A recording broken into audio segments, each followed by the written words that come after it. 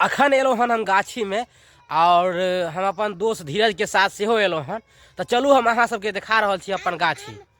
चलू देखियो ये हमार दोस्त धीरज है इधर आयल छल अभी हमरा साथे घूमे ले गाछी।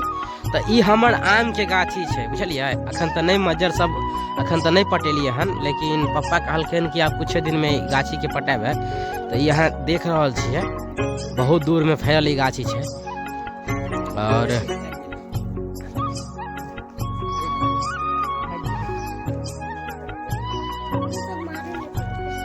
ये हमर देखियो धीरजा दोस्त हमर भतीजी अवंतिका इहो हमरा साथे आलन घूमे ले।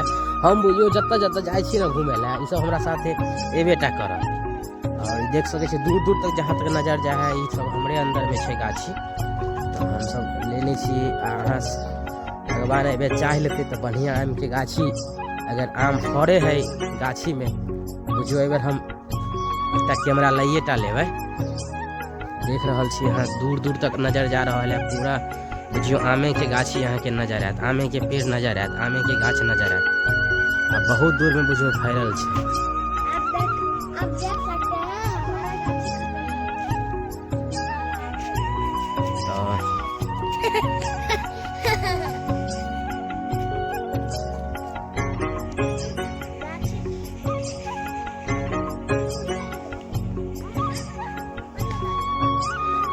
आई देखियो हमर भतीजा ऋतिक